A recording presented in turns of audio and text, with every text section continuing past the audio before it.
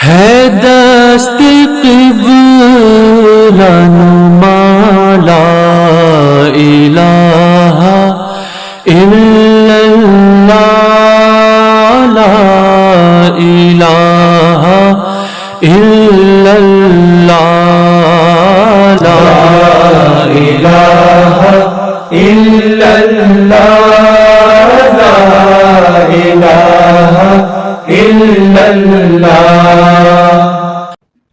اعوذ باللہ من الشیطان الرجیم، بسم اللہ الرحمن الرحیم۔ ناظرین اکرام، السلام علیکم ورحمۃ اللہ وبرکاتہ۔ آپ دوستوں کی خدمت میں ایک چھوٹی سی ویڈیو لے کر حاضر ہوا ہوں، تو آپ دوستوں سے درخواست ہے کہ ویڈیو کو مکمل سنیں اور لائک اور شیئر بھی کریں۔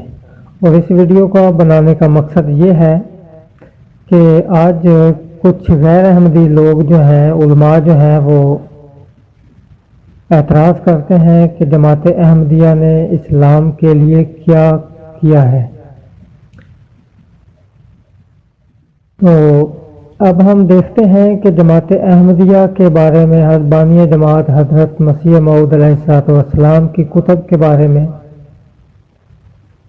ان کے جو علماء تھے وہ کیا کہتے ہیں، اور جو ان کے علماء ہیں انہوں نے نبیوں کے بارے میں کیا کیا لکھا ہے۔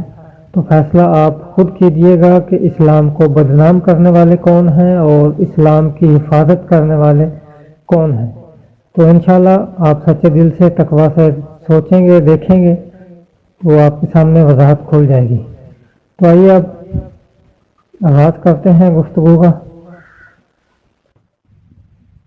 دوستو، یہ جو آپ اشاعت السنہ دیکھ رہے ہیں، اشاعت السنہ، یہ محمد حسین بٹالوی صاحب جو کہ اہل حدیث ان کو بہت بڑا بزرگ مانتے ہیں، عالم مانتے ہیں، وہ حضرت مسیح موعود علیہ السلام کی کتب برہان احمدیہ کے متعلق لکھتے ہوئے کیا کہتے ہیں، آئیے وہ ان کی قلم سے جو لکھا ہوا ہے وہی میں آپ کو پڑھ کر سناتا ہوں۔ وہ برہان احمدیہ کے بارے میں بیان کرتے ہیں کہ ہماری رائے میں یہ کتاب اس زمانہ میں اور موجودہ حالت کی نظر سے ایسی کتاب جس کی نظیر آج تک اسلام میں تالیف نہیں ہوئی اور آئندہ کی خبر نہیں۔ آگے فرماتے ہیں کہ اس کا مؤلف کون ہے؟ حضرت بانی جماعت حضرت مرزا غلام احمد قادیانی علیہ السلام، اور اس کا مؤلف بھی اسلام کی مالی و جانی و قلمی و لسانی و حالی اور کالی نصرت میں ایسا ثابت قدم نکلا ہے جس کی نظیر پہلے مسلمانوں میں بہت ہی کم پائی جا گئی ہے۔ مزید آگے بیان کرتے ہیں کہ ہمارے ان الفاظ سے کوئی ایشیائی مبالغہ سمجھے تو ہم کو کم سے کم کوئی ایسی کتاب بتائے کہ جس میں جو دشمن اسلام ہیں ان کو مکمل جواب دیا گیا ہو۔ تو اللہ کے فضل سے کوئی آج تک ایسی کتاب نہیں دکھا سکا جو بانی جماعت حضرت مسیح موعود علیہ السلام کے درجہ کے برابر لکھی گئی ہو۔ یہ بھی انہی کے محمد حسین بٹالوی صاحب جو کہ اہل حدیث ہیں، جماعت احمدیہ سے ان کا تعلق نہیں ہے، وہ گواہی دیتے ہیں۔ یہ ان کی اشاعت و سنہ ہے اور اسی میں ہی وہ برہان احمدیہ کتب کے اوپر اپنا ریویو دیتے ہوئے جو ہے وہ لکھتے ہیں۔ یہ دوسرا حوالہ ہے، یہ دیوبندیوں کے عالم ہیں مولانا اشرف علی تھانوی صاحب۔ تو یہ کیا لکھتے ہیں اپنے یہ قرآن شریف جو ہے اس کے ایک دباچہ پہ ہیں، یہ حضرت مسیح موعود علیہ السلام کے بارے میں کیا لکھتے ہیں، آئیے وہ دیکھتے ہیں۔ یہ اپنے دباچہ میں لکھتے ہیں کہ جس وقت اسلام پر حملہ کیا گیا حضرت مسیح موعود علیہ السلام کے وقت میں جو پادری ولایت سے چلے تھے کہ ہم حلف اٹھا کر چلے تھے کہ ہم ہندوستان تک جو ہے صرف اور صرف عیسائیت کا جو پرچم ہے وہ لہرائے گا، اسلام پر جب حملہ کیا تو کوئی مقابلہ نہ کر سکا۔ تب بانی جماعت احمدیہ حضرت مرزا غلام احمد قادیانی علیہ السلام میدان میں آئے اور ہندوستان سے ولایت تک کے سب پادریوں کے منہ بند کیے۔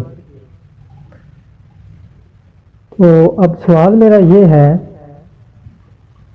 کہ کہاں تھے اس وقت آپ کے علماء جب حملہ ہوا اسلام پر، جو آج دین کے ٹھیکیدار بنے بیٹھے ہیں اور جماعت احمدیہ پر الزام لگاتے ہیں کہ نعوذ باللہ آپ کلمہ میں جو مراد ہے وہ بانی جماعت حضرت مرزا غلام احمد قادیانی علیہ السلام کو لیتے ہیں، ہماری مسجدوں سے کلمہ مٹایا جاتا ہے، اللہ رسول کا نام مٹایا جاتا ہے۔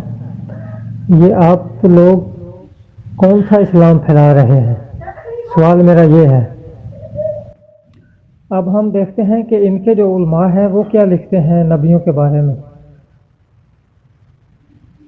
یہ تفسیر مظہری ہے، جلد پنجم ہے، حضرت علامہ قاضی محمد ثناء اللہ عثمانی مجددی پانی پتی رحمہ اللہ، یہ اپنی جلد پنجم میں لکھتے ہیں حضرت یوسف علیہ السلام کے بارے میں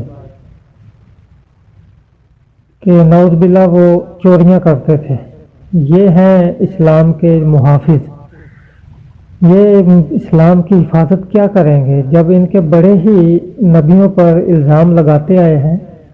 تو بانی جماعت حضرت مسیح موعود علیہ السلام کو تو یہ مانتے ہی نہیں، ان کے بارے میں یہ الزام کیوں نہیں لگائیں گے؟ تو یہ کیا لکھتے ہیں اپنی کتب کے اندر درج کرتے ہیں، یہ فرماتے ہیں کہ حضرت یوسف علیہ السلام دسترخوان سے کھانا چھپا لیتے تھے، اور اسی طرح بیان کرتے ہیں کہ حضرت یوسف علیہ السلام کے پاس ایک سائل آیا تو آپ نے ایک انڈا گھر سے لے کر اسے دے دیا۔ پھر آگے فرماتے ہیں کہ آپ نے یعقوب علیہ السلام کے گھر سے ایک مرغی پکڑی اور سائل کو دے دی۔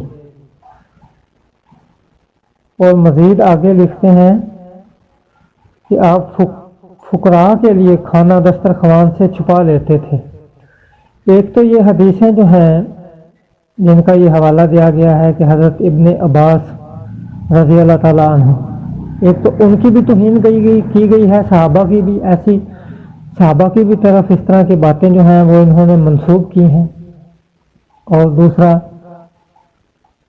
حضرت یوسف علیہ السلام کے بارے میں بھی یہ گستاخی کی گئی ہے۔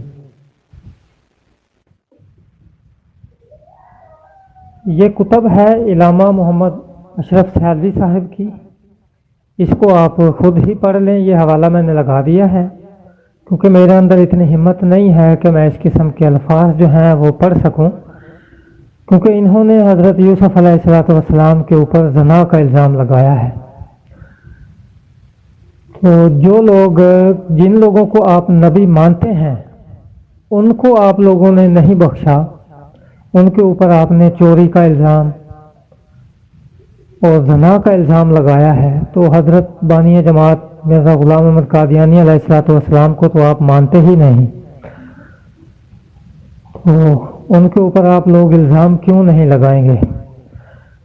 تو اگلی بات میں آپ کو ایک اور بھی شیئر کر دوں کہ یہ جو رشدی نے ایک کتاب لکھی تھی حضور صلی اللہ علیہ وآلہ وسلم کے بارے میں، رنگیلا رسول کے نام سے، اس کے بارے میں بھی شہادت ملتی ہے کہ جماعت احمدیہ نے ہی جواب دیا ہے۔ اس کے علاوہ جو جتنے بھی آپ کے عالم ہیں وہ اپنے آپ کو کہتے ہیں کہ ہمارے اندر اتنی طاقت نہیں ہے، ہماری اتنی غیرت نہیں ہے کہ ہم محمد مصطفیٰ صلی اللہ علیہ وآلہ وسلم کی جو عزت ہے اس کی حفاظت کر سکیں یا کسی کو ہم جواب دے سکیں۔ وہ ویڈیو بھی آپ آڈیو میں ان کی لگا دیتا ہوں، وہ دیوبندی کو مولوی صاحب ہیں وہ بیان کر رہے ہیں، تو آپ ان کی زبانیں ہی سن لیں۔ جزاک اللہ۔ السلام علیکم ورحمۃ اللہ وبرکاتہ۔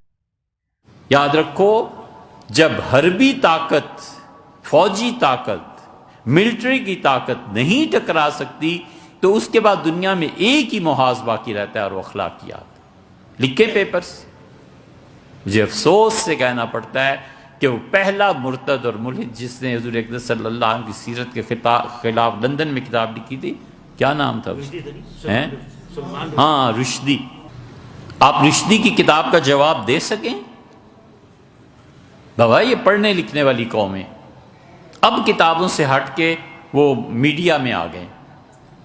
بابا یہ پڑھتے لکھتے ہیں, انہیں میٹیریل چاہیے. رشدی کی کتاب کے خلاف مجھے افسوس سے کہنا پڑتا ہے, جہاں تک مجھے علم ہے 2 کتابیں لکھی گئی ہیں. تہران سے اہل تشیع نے لکھی ہیں اور ایک قادیانیوں نے لکھی ہے حضور صلی اللہ علیہ وسلم کی. ہم مرے ہوئے ہیں, ہم سوئے ہوئے ہیں, ہمیں نہیں عقل آتی کہ ہم بھی کچھ لکھیں, ہم بھی ان کا جواب دیں. بس ایک ہی سوجی ہے, قتل, مارو, یہ کرو, ایٹم بم. ہوش کی دنیا میں رہنا چاہیے یہ کام کرنے کے.